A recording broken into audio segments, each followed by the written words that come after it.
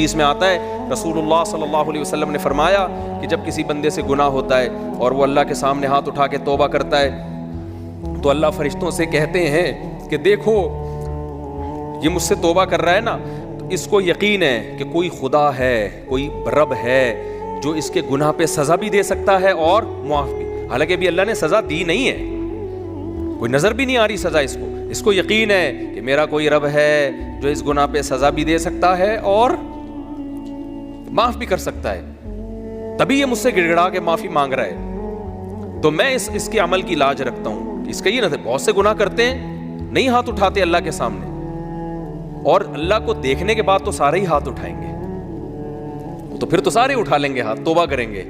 اللہ کہہ رہے ہیں دیکھا نہیں ہے اس نے، میری آیات پر ایمان لایا ہے، میری نشانیاں دیکھ کر، میرے پیغمبروں کی دعوت پر لبیک کہا ہے، تو اس عمل کی لاج رکھ کے میں اس کی توبہ کو قبول کروں گا. حدیث میں آتا ہے پھر وہ دوبارہ گناہ کرتا ہے، پھر دوبارہ اللہ کے سامنے آ کے معافی مانگتا ہے. اللہ کہتا ہے دوبارہ گناہ ہو گیا، پھر معافی مانگنا اس کی علامت ہے، اس کو یقین ہے کہ میرا کوئی رب ہے جو گناہوں پہ سزا بھی دے سکتا ہے اور جزا بھی دے سکتا ہے، معاف بھی کر سکتا ہے. تو پھر یہ معافی مانگ رہا ہے. نبی صلی اللہ علیہ وسلم کی حدیث کا مفہوم ہے 70 دفعہ بھی کوئی گناہ کر کے 70 دفعہ توبہ کرے گا تو اللہ اس کے اس جذبے کی لاج رکھ کر اس کے گناہ کو معاف کرے گا. اس کا مطلب یہ نہیں کہ آپ 70 دفعہ گناہ کریں، مقصد ایک سمجھانا ہے کہ توبہ میں تاخیر نہ کریں. تو اللہ معاف کیوں کر رہا ہے؟